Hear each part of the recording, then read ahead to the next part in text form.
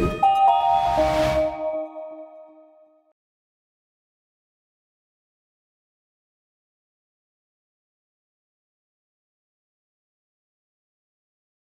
안녕하세요. 오늘 백신의 이모저모라는 내용으로 발표를 하게 된 주식회사 유바이올로직스의 백여국입니다. 예, 먼저 저희 회사에 대해서 간략하게 설명을 드리면, 저희 회사는 2010년 3월에 창업을 했고요. 그 이후로 경구용 코레라 백신에 대한 연구를 국제백신연구소와 같이 진행을 해서 2015년에 저희 수출 허가를 받고 WHO 승인을 거쳐서 지금 현재 유니세프를 통해서 백신을 수출을 하고 있습니다. 현재까지 누적 7천만 도스를 공급을 했었고요. 저희 회사 이름이 유바이오로직스인데요. 맨 처음에는 많은 사람들이 물류회사인가 이렇게 오해를 하기도 했었는데요. 저희 회사가 창업한 지 1년 후에 삼성바이오로직스라는 출범을 하게 되면서 저희 회사도 바이오 의약품을 제조하는 회사라구나 이렇게 인정을 받게 되었다라는 말씀을 드리고요. 저희들이 이제 2017년에 다행히 코스닥 상장을 하게 되었고요. 현재까지 감염병 예방에 대한 백신을 개발하고 생산하고 수출하는 일을 하고 있습니다. 저도 이 30여 년간 이 백신 산업 분야에서 대부분의 일을 해 왔었고요. 오늘 이렇게 제가 발표를 하게 된 것은 2019년도에 서울대 경영대 CFO 과정을 제가 이수를 했기 때문에 그 인연으로 오늘 내용을 발표를 하게 된 것 같습니다. 최근에 이제 지금 이 바이오로 감염병의 시대, 이제 팬데믹이 선언되고 나서 아직까지 많은 전 세계에서 고통을 받고 있는 시기입니다. 코로나19가 아직 이제 수그러들 줄을 모르고 계속 기승을 부리고 있는데요. 그래서 지금 현재 뭐 백신 개발에 대한 문제, 백신 주권에 대한 문제, 백신이 경제에 미치는 영향, 이런 여러 가지 이슈들이 같이 이야기가 되고 있어서요. 오늘 제가 말씀드릴 내용은 감염병과 백신, 그 다음에 백신의 효과, 역할, 산업 등 이런 이슈에 대해서 이런저런 이야기를, 여러 모습들을 제가 소개하는 형태로 이렇게 진행을 하고자 합니다. 제가 백신 산업 분야에 일을 하면서도 엔지니어이지 뭐 학위는 있어도 사이언티스트라고 하기에는 좀 부족한 부분이 있어서요. 이런 백신에 관련된 여러 가지 모습들을 같이 말씀을 드리는 걸로 이렇게 진행을 하도록 하겠습니다. 밑에 보시는 화면은 인터넷에서 제가 따온 건데요. 같은 한 화면에서도 이런 백신의 여러 가지 모습을 볼 수 있는 것 같습니다.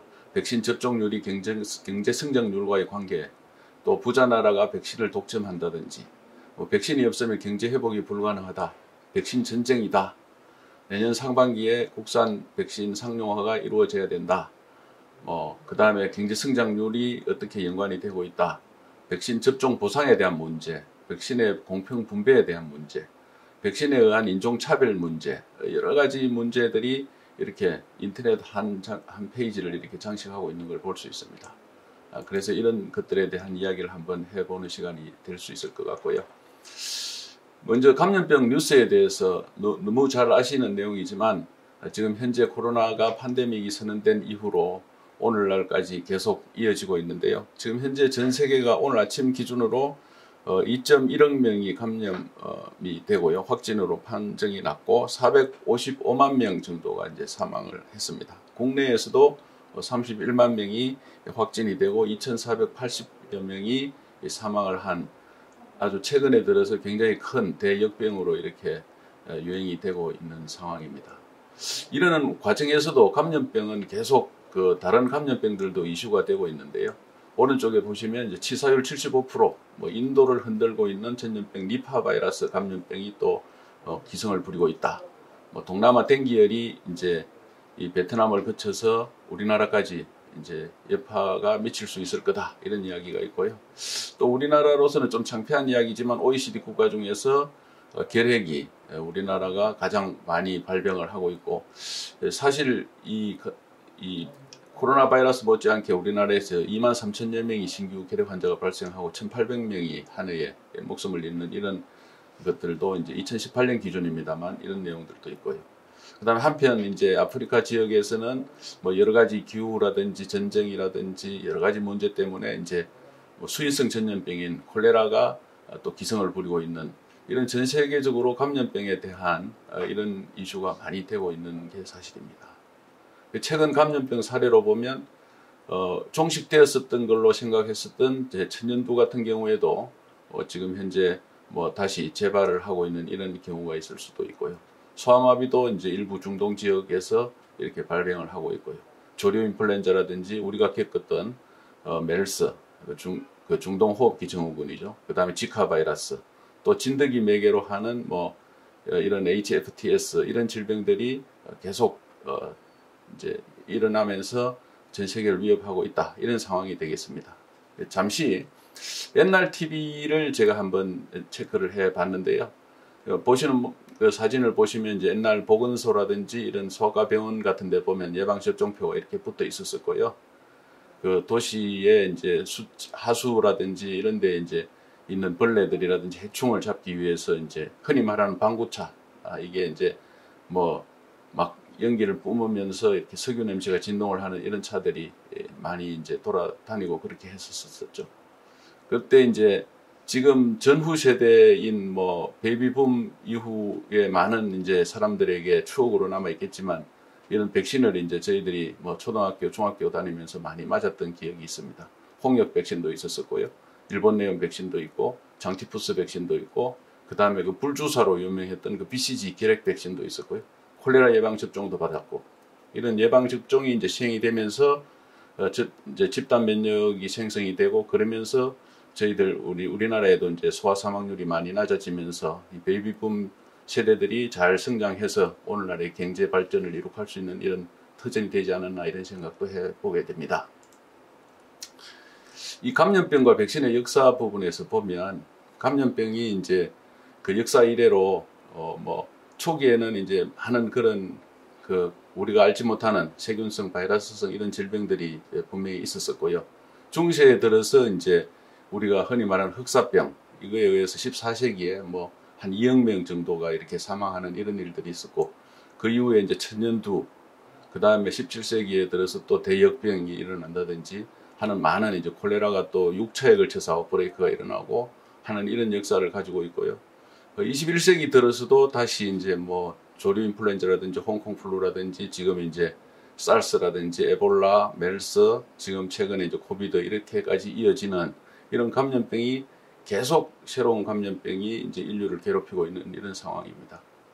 여기에 대해서 이제 우리 인간이 또 어떻게 대처를 했느냐 보면 과거에도 보면 민간요법으로 어떻게 능동 면역 이제 그 후천 면역을 했다라는 이런 기록들이 있지만 실제적으로 이제 상업화된 백신이 시작된 건 이제 18세기 1700년도 말에 이제 제너가 스몰폭스 우두 백신을 이제 하면서부터 이제 시작이 됐다고 보고요. 그 이후에 이제 19세기에 이제 광견병에 대한 백신이 개발되고 20세기에 들어서 이제 여러 가지 백신들 결핵 백신이라든지 황열 백신이라든지 그 다음에 이제 그 후반기로 넘어오면서 소아마비 백신, 그 다음에 이제 미즐즈 백신, 그 다음에 이하선염, 루벨라, 풍진 이런 백신들이 계속 이제 개발되면서 많은 이제 소아들의 그런 감염병들을 막아주면서 이제 많이 발전을 하게 되죠. 그래서 이제 최근에 21세기 들어와서 또 이제 새로운 그 기술이 발전하면서 계속 좋은 백신들이 많이 나오고 있습니다. 이렇게 해서 이제 감염병에 대한 인간의 대응이 이렇게 계속 진행이 되어 오고 있다는 것을 한번 역사적으로 이렇게 살펴보았습니다. 이 감염병에 있어서는 이제 이 감염 재생산 지수라는 게 중요합니다. 이게 이제 R노트라고 이야기를 하는데요. 이 전염병이라고 하는 거는 이제 우리가 흔히 이 감염병이라고 하고 이제 돌림병 또는 유행병이라고 하는데 이게 이제 전파가 된다는 얘기죠. 그래서 이제 이 감염 경로가 공기라든지 비말이라든지 접촉이라든지 이런 체액이라든지 이런 걸 통해서 감염이 될 수 있는데요. 한번 보면 홍역 같은 경우에 미즐즈라고 하는 이제 홍역 같은 경우에 보면 공기 감염을 통해서 되는데 감염 재생산 지수가 감염 재생산 지수라고 하는 것은 감염자 한 명이 한 번에 전염시킬 수 있는 사람의 숫자를 의미를 합니다.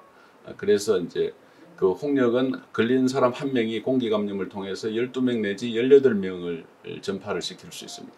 그래서 어떻게 보면 이게 이제 12명이라고 친다고 하더라도 또 12명이 또 12명을 이제 이제 감염시키고 이렇게 하면 뭐 기하급수적으로 늘어나면서 예를 들어서 이제 한 교실에 있는 학생들 전원을 이렇게 감염시킬 수 있는 정도로 감염 재생산 지수가 높다 이렇게 말씀을 드릴 수 있죠. 그래서 이제 이런 경우에는 집단 면역이 92% 내지 94% 사실상 뭐 거의 100%에 가까운 이런 그 집단 면역이 돼 있어야만 이거를 사실상 이제 이 감염 재생산 지수를 1 이하로 이제 낮추어서 이게 전파가 더 이상 되지 않도록 할 수 있다라는 의미가 됩니다. 그래서 이게 이제 감염 재생산 지수 1위를 차지하고 있고요. 그 다음에 이제 백일해 같은 경우에도 이제 비말 감염을 하는데요. 이것도 거의 12명에서 17명. 이게 이제 2위입니다. 그 다음에 이제 수두가 있고요. 그 다음에 볼거리, 멈스 같은 게 있는데요. 이 코로나가 델타 변이가 일어나면서 이제 비말 감염에 의한 거지만 한 사람이 7명 내지 9명에 대한 감염 재생산 지수를 발생시키고 있어요. 그래서 애초에 이제 코로나 야생종 와일드 타입 우한주라고 하다가 이제 와일드 타입이라고 이렇게 표현을 많이 하는데요. 이때는 우리가 60에서 70% 정도의 집단 면역을 달성을 하면 이게 이제 감염 재생산 지수를 1 이하로 낮추어서 이제 더 이상 그 전파를 차단시킬 수 있겠다 이렇게 이야기했는데 델타 변이가 일어나면서 이게 이제 감염 재생산 지수가 높아지고 이래서 이제 86에서 89% 거의 90%에 가까운 집단 면역을 달성해야만 아마 이 코로나를 종식시킬 수 있지 않을까 뭐 이렇게 지금 현재 분석이 되고 있습니다. 그 외에 이제 다른 여러 가지 뭐 사르스라든지 일반 감기, 디프테리아, 에볼라, 뭐 이제 인플루엔자, 이제 계절성 독감, 메르스 이런 것들은 이제 상대적으로 감염 재생산 지수가 낮기 때문에 빨리 우리가 종식을 시킬 수 있었고 또 인플루엔자 같은 경우에는 그냥 이제 우리가 위드 인플루엔자는 가능한 이런 형태로 감염 재생산 지수가 나타나고 있습니다. 근데 이런 여러 가지 이제 감염병들이 있는데요. 이런 감염병들을 그 백신으로 막을 수 있는 질병들이 있고 그 다음에 이제 아직까지 백신이 없는 이런 것들이 있습니다. 그래서 이제 이 WHO에서 백신으로 예방 가능한 이런 그 감염병들이 어떤 것들이 있느냐. 그래서 보면 이제 한 29종 정도가 있고요. 이 코로나도 우리가 백신으로 충분히 예방 가능한 이런 질병이다라고 해서 이제 지금 전 세계적으로 백신이 개발되고 그에 따라서 이제 지금 현재 백신 접종률을 올리기 위해서 이제 많은 노력을 하고 있다 이렇게 보시면 될 것 같고요. 이 이야기는 뒤에 가서 또 다시 한 번 더 언급이 될 것 같습니다.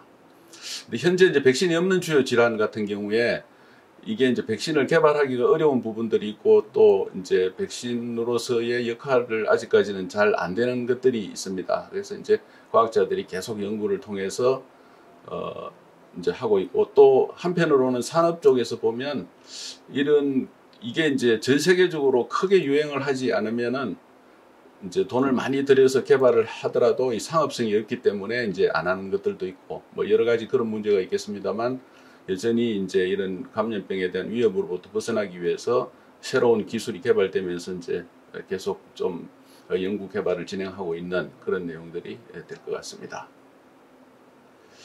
이 백신은 이제 어떤 그 우리 예방 주사이고요. 백신은 이제 백시네이션이라고 하면 이제 실제 이제 백신을 어떻게 투여를 해서 이제 어떤 효과를 나타내느냐의 이야기가 될 것 같은데요. 우리가 이제 아까 감염병에 대한 역사적 대응을 봤었습니다만은 이런 이제 스몰폭스 같은 경우에는 이제 1977년을 기준으로 이제 전 세계에서 종식을 시켰다 이렇게 했었는데 이제 최근에 아프리카 일부 지역에서 다시 또 일어나는 이런 현상이 있기도 하고요. 그 외에 뭐 미즐즈, 멈스, 루벨라 이런 풍진, 뭐 이하슨, 볼거리, 그 다음에 이제 그 이런 것들을 이제 선진국에서는 일부 이제 종식을 시켰다 뭐 이렇게 선언을 하기도 하고요. 그 다음에 이제 폴리오를 이제 소아마비를 이제 종식시키기 위해서 박멸하기 위해서 이제 WHO를 기준으로 해서 많이 노력을 하고 있습니다.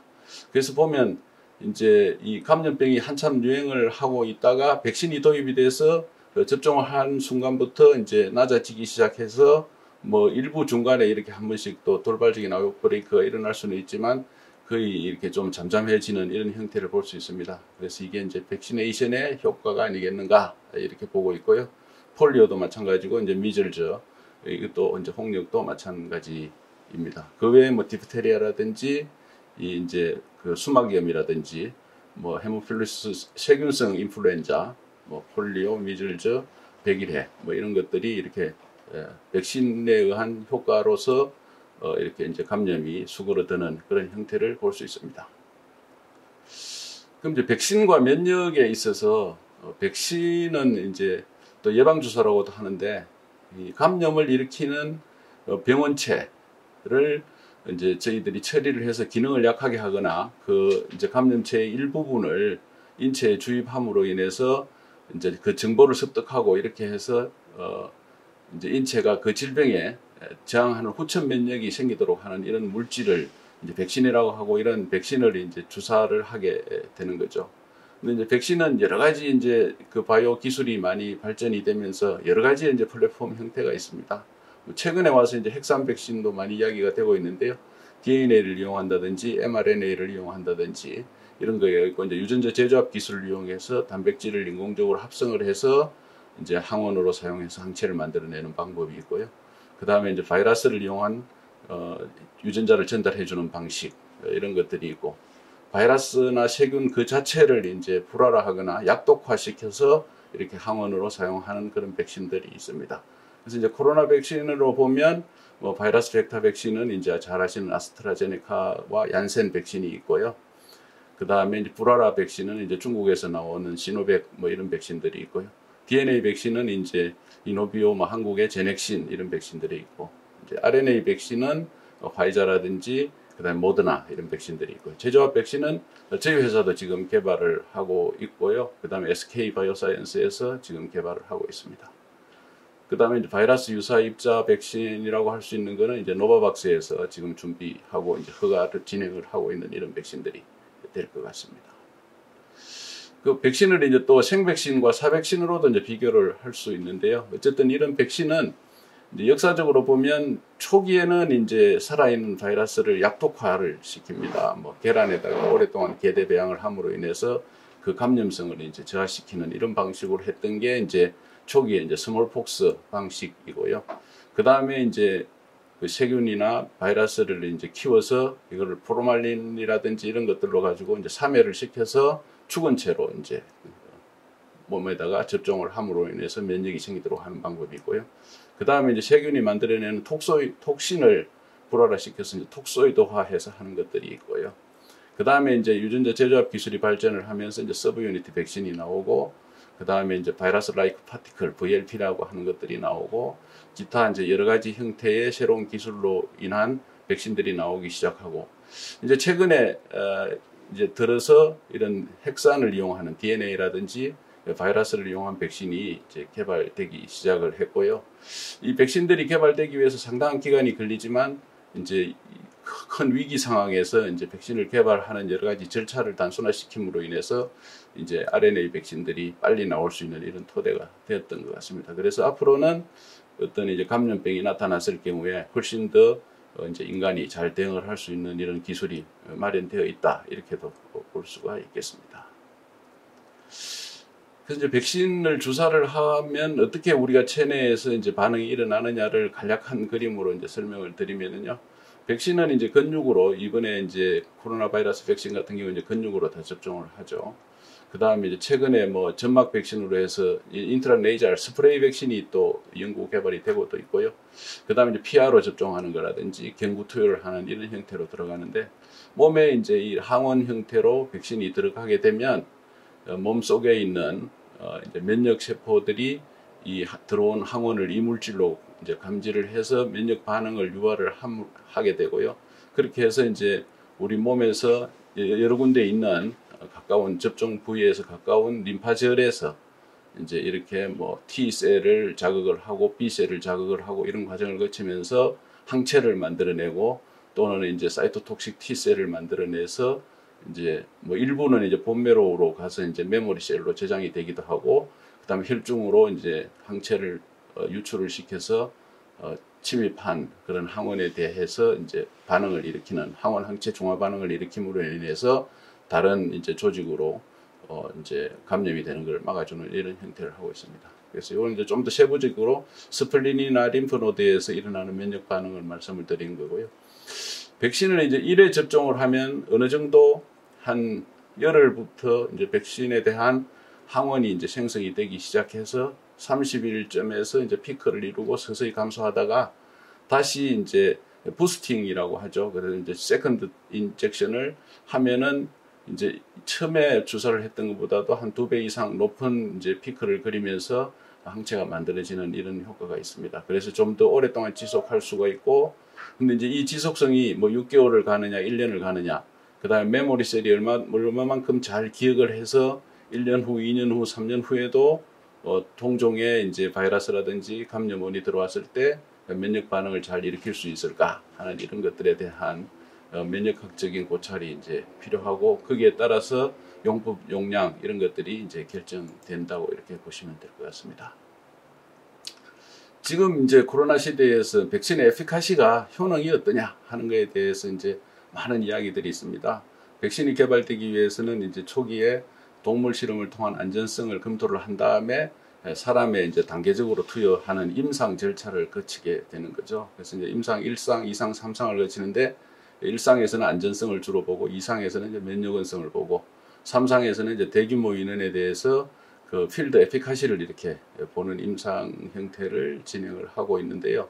백신 에피카시는 3상에서 이제 우리 흔히 말하는 뭐 예를 든다면 한 여기에 보면은 뭐 12,000명, 12,000명 해서 이제 24,000명을 반으로 나누어서 12,000명에게는 백신을 이제 백신 후보 물질을 사용을 하고 또 반은 이제 위약을 투여를 하는 거죠. 이렇게 해서 실제적으로 지금 감염되고 이제 유행되고 있는 이러한 그 감염병에 얼마만큼 이제 다 같이 노출이 됐을 때 백신을 맞은 군과 위약을 맞은 군 사이에서 어떤 형태로 감염이 일어나느냐를 보는 거죠.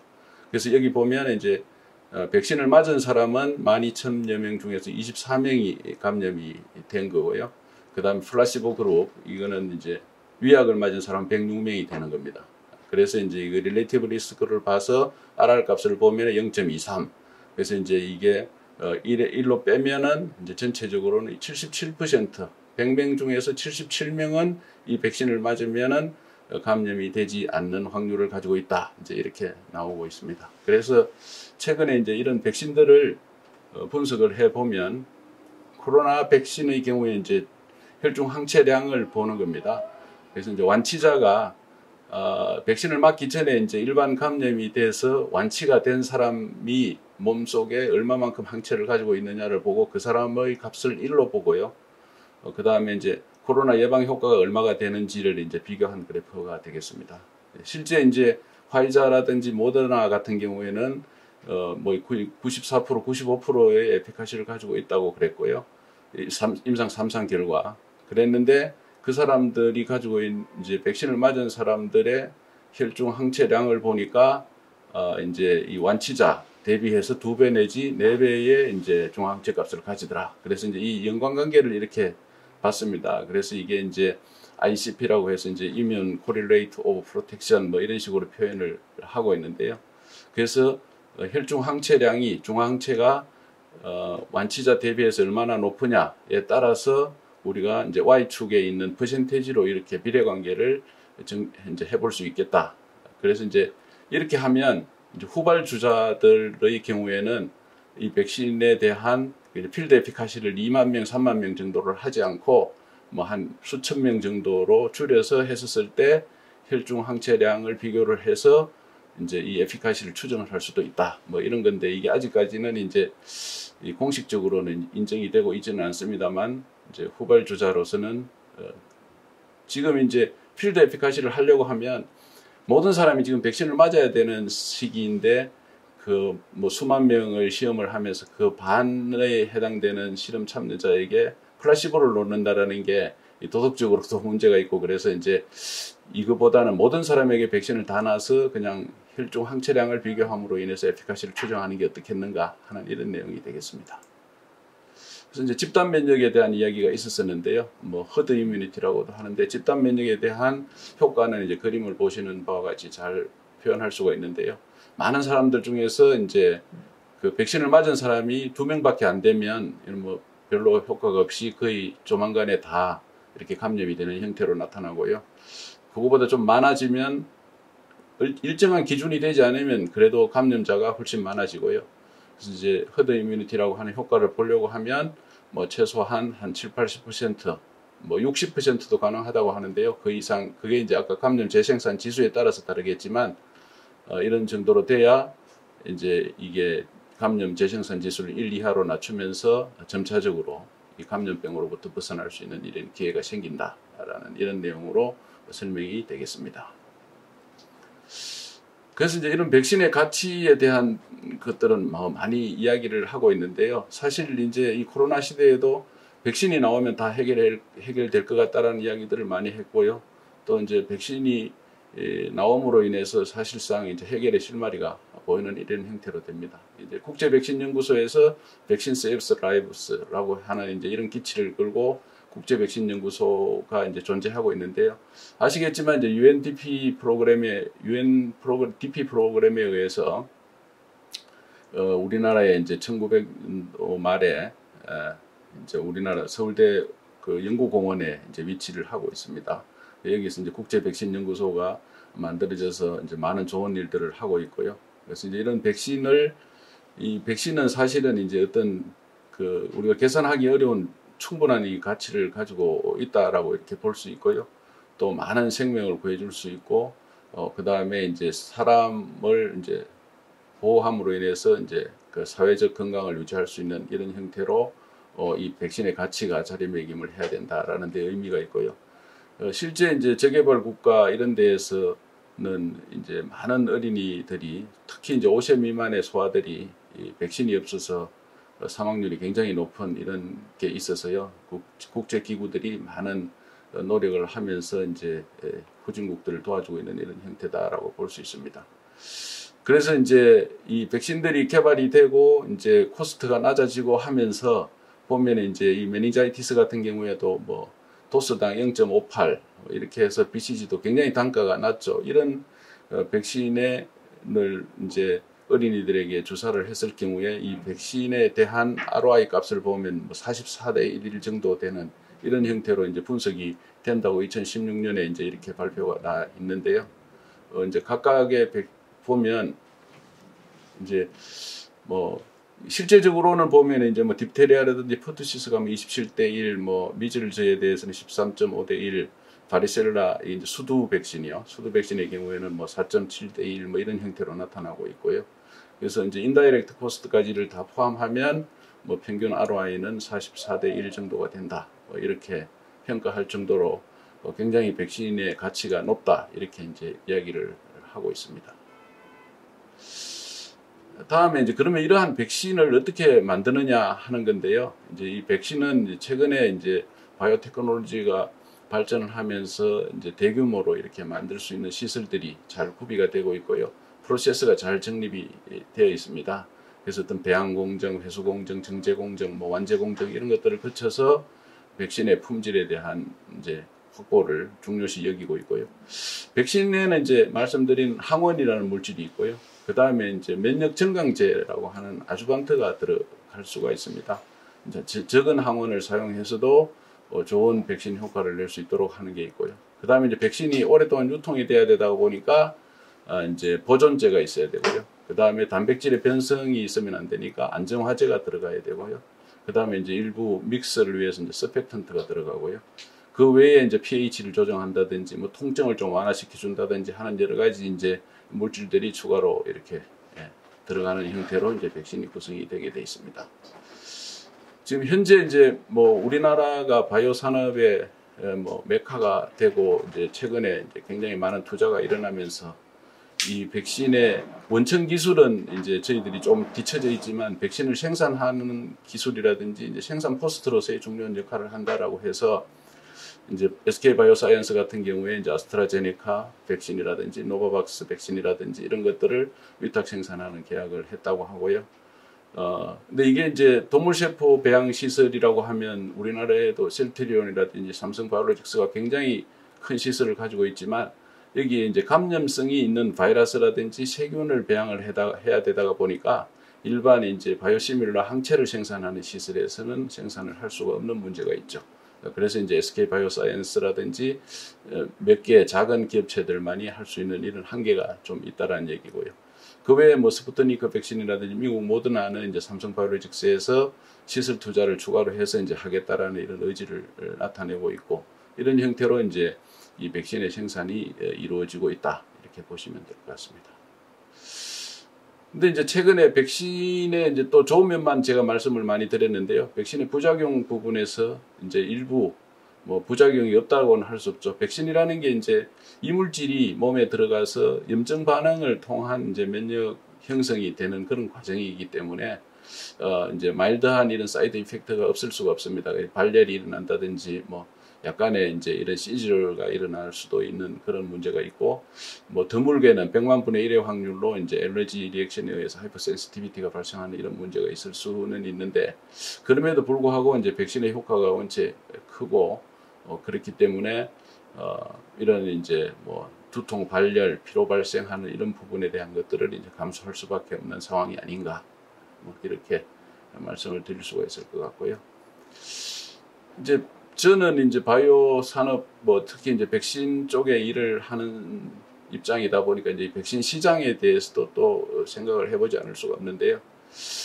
우리나라도 1900년도 후반까지는 이제 뭐 CJ, 동아, LG, 녹십자 뭐 이런 데에서 이제 백신에 대한 굉장히 많은 그 연구 개발도 하고 이제 생산도 하고 그렇게 했댔었습니다. 근데 이제 저개발 국가에서 이제 싼 백신들이 많이 나오고, 또 우리나라에서는 또 이제 출산율이 급격하게 떨어지면서 이제 기초 백신에 대한 수요가 많이 줄어들게 되었죠. 그러니까 이제 기업은 어차피 이제 이런 시장의 규모라든지 뭐 이윤을 따져보지 않을 수 없는 상황이다 보니까 이제 많이 좀 취약해지는 이런 상황이었었습니다. 그런데 이제 글로벌하게 이렇게 보면은 실제적으로 보면 머크라든지 GSK, 파이자, 사노피 이 4개 업체가 거의 대부분의 전 세계 시장을 좌우를 하고 있습니다. 지금 현재 이제 뭐 한 40조 이상 되는 이런 시장을 4개가 거의 대부분이 이렇게 차지를 하고 이런 현상이고요. 그래서 지금 이제 요번에 이제 파이자 같은 경우에 이제 그 바이오엔텍과 결합을 해서 이제 백신을 만들었고요. 머크라든지 이제 이런 데는 다른 데하고 지금 합작을 하고 있고, GSK와 사노피가 이제 또 지금 유전자 제조합 백신을 개발을 하고 있는 중으로 알고 있습니다. 근데 이제 대부분이 선진 기술의 경우에는 이제 벤처 기업에서 출발한 이런 기술들이 많기 때문에 이번에는 이제 작은 그런 벤처 기업 모더나라든지 바이오엔텍이라든지 이런 데에서 이제 국가의 전폭적인 지원을 받아서 또 대기업과 합작을 통해서 이렇게 빨리 대응을 해서 이제 백신이 빨리 나올 수 있는 이런 계기가 되었다고 말씀을 드릴 수가 있을 것 같고요. 그 다음에 이제 백신의 이 퍼블릭 헬스 쪽 부분입니다. 아까 이제 4대 기업들이 대부분 그 이제 프라이빗 마켓을 통한 이제 선진 시장에 팔고 있는 그런 것들이 대부분인데요. 실제 이제 인구가 많은 뭐 LMIC 이제 미들 인컴 이제 로우 앤드 미들 인컴 컨트리들이 이제 이런 인구도 많고 백신의 수요가 많은데요. 이런 것들을 위해서는 이제 뭐 빌 앤 멜린다 게이츠 파운데이션에서 만든 이제 가비라는 데가 마켓 세이핑을 하고, 그 다음에 이제 돈을 지원을 해서 WHO를 통해서 유니세프가 공급을 하는 이런 형태로 이제 저개발 국가를 돕는 이런 프로그램들이 많이 진행이 되고 있고요. 이런 저개발 국가에 공급되는 백신들은 대부분 이제 DCVMN이라고 해서요. 이런 네트워크를 통해서 이제 공급이 되고 있는데, 국내에서도 이제 뭐 LG하고 저희 회사하고 SK 바이오사이언스하고 이런 몇 개 업체가 이제 여기에 가입을 해가지고 있고요.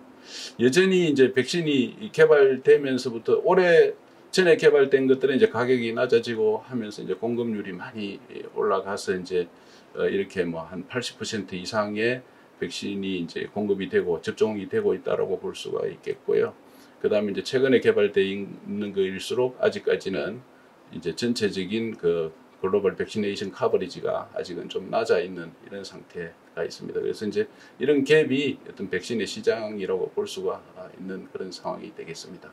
그래서 예전에 이제 저희 회사도 콜레라 백신을 개발을 해서 저희가 거의 독점 개발을 해서 공급을 하는데요. 이제까지 아까 말씀드린 대로 누계 7천만 도스를 개발을 했고 2030년까지 계속적으로 이제 공급을 통해서 약 1억 도스 이상까지 이제 연간 생산량을 올릴 이럴 계획으로 되어 있습니다.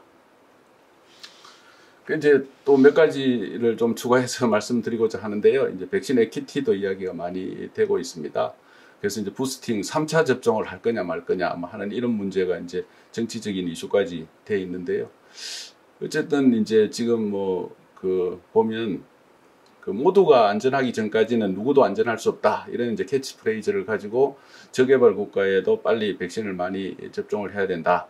그래서 이제 아직까지 보면은 이제 아프리카라든지 이런 못 사는 나라에서는 아직 2% 정도밖에 이제 접종이 되지 않은 이런 상태이고요. 선진국은 저희 나라도 지금 1차 접종은 70% 이상이 도달을 했고 이제 2차 접종까지 마친 게 이제 40, 50%에 육박하고 있는 이런 상황인데요. 이런 이제 이 백신 이런 코로나도 전파되게 된 이유가 이제 금방 전파가 되기 때문에 이제 백신이 되어 있지 않은 이런 나라에서 발생한 것들이 또 금방 전 세계로 유행을 할 수 있거나 전파가 될 수 있는 이런 계기가 있기 때문에 모든 사람이 백신을 다 맞음으로 인해서 이게 결국은 이제 종식시킬 수 있고 이 위험에서부터 이제 벗어날 수 있다. 이래서 이제 국가적으로는 아마 이제 3차는 좀 위험한 사람들이라든지 이제 그런 보건 일선에 있는 분들만 하고 나머지는 이제 2차까지 하고 일단 모든 사람들이 백신을 맞을 수 있도록 이제 기회 균등을 주자 이런 쪽으로 아마 흘러가고 있는 다행히 이제 그렇게 가고 있는 것처럼 보인다고 볼 수 있겠습니다. 그 다음에 이제 또 항상 좋은 일만 있는 게 아닌데 이제 백신 헤지턴시라고 그래서 이제 이런 백신에 대한 좀 약간 거부감을 가지고 있는 이런 사람들이 있죠. 이제 백신이 이제 초기에 알루미늄이 들어가는 성분 때문에 이제 자폐증이 일어난다, 치매로 살에 의해서 유기수원이 들어간다, MMR 백신에서 또 재감염이 많이 일어나더라, 백신에 이제 또 너무 소아에게 너무 백신이 많이 놓아지고 있는 거 아니냐, 이런 것들에 대한 거. 그 다음에 이제 니들 백신 맞는 이제 주사침에 대한 공포감. 그 다음에 이제 어떤 이런 백신에 대해서 좀 사기도 있고 이렇게 좀 문제가 있었던 이런 얘기들도 있고요. 백신에 대해서 이제 막연한 이런 이제 이야기들이 많이 있었죠. 오른쪽 그림에서 보시면 이제 이 우두 백신을 맞으면 사람의 손이 소 모양으로 변한다 이런 식으로 해서 이제 이런 잘못된 정보들이라든지 이런 미신 같은 것들을 믿는 이런 것들에 의해서 이제 되고 있고요. 어쨌든 백신을 안 맞아도 안 걸리더라라고 이제 주장하는 이런 학부모들도 많이 생기고 그래서 이제 백신 반대주의자들이 많이 있는데 그 사람들이 혜택을 보는 거는 백신을 맞은 많은 다른 사람들 때문에 전파의 고리가 끊어져서 그 사람이 효과를 보는 거지 모든 사람이 안 맞았을 때에는 그 사람들도 다 이제 어떤 감염병에 노출될 수밖에 없다. 이런 얘기를 이제 할 수 있을 것 같습니다. 그래서 이제 아까 인터넷 사이트에서도 봤지만 우리나라가 이제 백신 주권에 대한 이야기도 많이 하고 있는데요.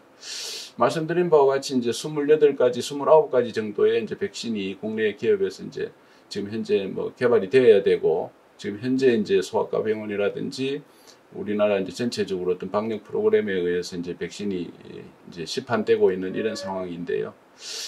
지금 현재 기준으로 보면 28종 중에서 14가지가 이제 작업화가 이루어지고 있으니까 백신 작업화는 이제 50% 정도의 수준이다. 이렇게 이야기를 할 수 있는데요. 이제 2019년이 그랬고 2022년, 25년, 31년까지 한 78%, 70-80%를 확보를 해야 되겠다. 그래야만 이제 우리가 백신 작업을 할 수가 있고 또 일부 부족한 부분은 이제 서로 백신을 이제 교환한다든지 서로 이제 어떤 기술적으로 협력을 통해서 이제 백신의 주권을 확보할 수 있지 않을까 이제 이렇게 계획을 하고 있고요. 그래서 실제 이제 이번 코로나가 2019년 말 실제적으로 이제 2020년 초부터 이제 시작을 했다고 하지만 우리나라 이제 보건복지부하고 이제 그 산하에 있는 보건산업진흥원이 우리가 전체 바이오 산업 중에서 백신 산업 쪽은 어떻게 하면 빨리 이제 백신 주권을 확보하고 우리가 위기 대응을 잘 할 수 있도록 그 정책을 마련할 수 있을까라는 것들을 국내 전문가들하고 이제 협의를 수차례 해서 이제 이런 내용이 나왔습니다. 그래서 식약처는 어떻게 도와주고 복지부는 어떻게 하고 질본과 산자부 과기부는 또 어떻게 이제 범부처 지원을 할 수 있을까 이런 내용들을 다 잘 마련을 했고 그 다음에 각 분야별로 이제 뭐 어떤 동향 파악이라든지 여기에 따른 이제 그 근본적인 대책을 잘 이야기를 하고 정리를 해놨는데 이게 이제 본격적으로 추진이 되려고 하는 찰나에 이제 이 코로나가 먼저 온 거죠. 그래서 이제 좀 이게 본격적인 프로그램이 잘 진행되고 정부 지원이 이루어져서 국내에도 이제 다시 백신에 대한 위기 대응 프로젝트가 잘 준비가 되었으면 좋았는데 이제 코로나가 빨리 오는 바람에 저희들이 사실은 뭐 큰 준비가 없이 이렇게 맞게 돼서 대기업들도 이제 백신에 대한 관심을 아직까지 이제 덜 가지고 있는 상태고 그러다 보니까 국내에서는 이제 뭐 SK가 있지만 작은 벤처 기업들이 지금 이제 코로나 바이러스 백신에 대해서 개발을 하고 있는 이런 형태인 그런 상황이 되어 있습니다. 그 다음에 이제 뭐 백신 여권 문제를 이야기를 하고 있는데요. 우리 비행기 타면은 이제 많이 볼 수 있는 그 검역 관리 지역 해가지고 있는데 이게 제가 인터넷에서 보니까 2020년 3월 11일 밖에 없더라고요. 그 이후에는 잘 없었는데요. 어쨌든 보면은 이제 뭐 콜레라라든지 패스트 뭐 여러 가지 이제 이런 메르스 뭐 코로나도 이제 일부 이때 이제 조금 나왔어요. 예, 그래서 이제 이런 이런 국가를 다녀오신 분들은 이제 일정 기간 동안 감시를 받아야 된다. 이런 내용이 있는 거고요. 뭐 또 아시는 분 아시겠지만 이제 그 전 세계에서 한 8천만 명 정도가 이제 개발 국가에서 이제 저개발 국가로 이렇게 여행을 하게 되는데 아무래도 이제 저개발 국가에 많은 유행병이 있으니까 여기에 대해서 이제 준비를 잘 하셔야 되는데 그래서 어떤 국가에는 이제 확열 백신을 맞지 않으면 이제 입국을 안 해주는 그런 형태가 있죠. 그 다음에 이제 그 회교 국가에서 이제 메카를 순례하려고 하면 그 뇌수막염의 백신을 또 맞아야 되는 게 있고요. 그 다음에 이제 말라리아가 유행하는 지역에는 이제 말라리아에 대한 예방약을 먹거나 또 다녀와서도 또 예방약을 수일간 먹어야 되는 이런 형태로 이제 뭐 해외 여행을 할 때 준비해야 되는 이런 사항들이 있고요. 그 다음에 이제 지금 뭐 계속 온라인으로 이제 뭐 학회라든지 해외 이제 방문들이 일어나고 있었는데 이제 오프라인으로 하려고 하면 뭐 백신 접종 증명서가 있어야 된다. 뭐 이런 이야기들이 많이 되고 있는 것 같습니다. 그래서 이제 이걸 여권에 이제 기재를 하느냐 마느냐 이런 문제인데 뭐 이건 아직까지 논의가 좀 되고 있는 상황이다라고 볼 수 있습니다. 그래서 여러 가지 백신의 면에 대해서 이제 살펴봤는데요. 미래의 백신은 어떻게 될 건가에 대한 것들을 잠깐 언급하도록 이렇게 하겠습니다. 이제 옛날 뭐 경험적인 이런 접근 방식에서부터 시작해서 이제 유전자 재조합 방식이 나오고 그다음에 뭐 글라이코 컨주게이션이라든지 리버스 백신알러지 이런 계속된 기술들이 이제 발전을 하면서 안전하고 안정하고 효과가 좋은 이런 백신들이 이제 개발이 되는 것은 당연하고요. 근데 이제 이 백신에 대한 그런 여러 가지 장점들을 다 이제 검토를 하기 위해서는 이 레귤레이터리 쪽과 협력이 잘 돼야 됩니다. 그래서 이제 백신이 잘 개발이 되어서 하는데 이제 일반적으로 이제까지는 백신이 개발되기 위해서는 백신을 연구하면서부터 비임상 연구를 하고 비임상 시험을 하고 임상 시험을 하고 그 다음에 이제 실제 그 좋은 품질로 제품을 만드는 CGMP 프로덕션을 하기까지 10년 가까이 걸렸습니다. 7년에서 보통 이제 10년을 이야기를 하고 있는데요. 이번에 이제 코로나 바이러스 백신 같은 경우에는 이제 미국에서 이제 가속화를 시키면서 이제 가통일 이제 플랫폼에 대해서는 비임상 시험을 면제를 해준다든지 임상도 1상, 2상, 3상을 이제 오버랩해서 동시적으로 이렇게 진행할 수 있도록 함으로 인해서 미드텀 리포트만 나오면 다음 단계로 이행할 수 있도록 하는 바람에 실제 맨 처음에는 그래도 아무리 빨라야 18개월이 걸릴 것 같다라고 했었는데요. 이번에 이제 11개월 만에 실제 대량 생산과 이제 허가가 되어서 작년 말부터 이제 백신이 이제 실제 상용화되기 시작해서 굉장히 이제 획기적인 이런 계기가 되었던 것 같습니다. 미래의 백신은 이제 여전히 그럼에도 불구하고 이제 세피가 이야기하는 뭐 디지즈 X 새로운 이제 감염병이 출현을 할 거다 이런 거에 대해서 이제 사전에 대비를 하고 있고 좋은 플랫폼 기술을 바탕으로 해서 이제 빨리 대응할 수 있도록 해야 되겠다라는 거죠. 이제 새로운 바이러스들이 이제 뭐 계속 그 야생에서부터 이제 새로운 호스트를 찾아서 사람에게 이제 넘어오고 있는 거에 대해서 좀 주의를 해야 된다. 그래서 이제 이런 거에 대한 대응을 할 필요가 있고, 새로운 이제 플랫폼 테크놀로지들을 많이 개발을 해서 효과가 좋고 빨리 만들 수 있는 이런 대처 능력을 길러야 되겠다. 뭐 이런 것들이 있을 것 같고요. 그 다음에 이제 뉴 델리버리 같은 것들도 많이 연구가 되고 있는데요. 뭐 여기에 보면 이제 설화정 형태로 이제 하는 게 있고, 그 다음 패치 타입으로 이렇게 백신을 하는 경우가 있습니다. 근데 이제 이렇게 하면 아까 말했던 이제 주사기에 대한 공포로부터도 해소될 수 있고요. 특히 이제 이 의료 폐기물들이 획기적으로 줄일 수도 있는 이런 좋은 그 개발 방향이라고 이렇게 보여집니다. 그 외에도 이제 아직까지 많은 그 질환들이 백신으로 막을 수도 있는데도 불구하고 아직까지 이제 개발되지 않고 있는 이런 은met 니즈 부분에서도 새로운 백신들이 많이 나오고 있고요. 특히 이제 뭐 최근에는 이제 암 백신, 뭐 암 치료 백신 이런 것들까지도 이제 이야기가 되고 있는 이런 형태로 이제 그 은met 니즈를 이제 충족시키기 위한 많은 노력이 있어야 된다라는 거고요. 이제 아무래도 그 인구가 이제 고령화가 많이 일어나면서 많은 이제 백신의 또 수요가 소아에서부터 이제 노인 인구까지 이렇게 이제 그 다양하게 생기는 이런 형태가 되겠습니다. 그래서 뭐 심지어는 이제 알츠하이머에 대한 그 백신이 이제 개발이 되어야 된다. 그래서 그쪽에 대한 연구들도 많이 일어나고 있고요. 저희들도 이제 미국 법인을 통해서 연구를 해보기 위해서 지금 준비를 하고 있는 단계에 되어 있습니다. 예. 그래서 이제 백신에 대한 이런 모습 저런 모습들을 제가 이제 정확하게 좀 늘어놓은 이런 형태로 오늘 말씀을 드렸는데요. 결론적으로는 이제 모두 다 안전하기 전까지는 누구도 안전하지 않다. 백신이 빨리 잘 확대 접종이 되어서 그 감염 재생산 지수를 낮춤으로 인해서 우리가 이제 코로나로부터 빨리 벗어날 수 있는 이런 세상이 되었으면 좋겠다고 생각을 하면서 제 강의를 마치겠습니다. 감사합니다.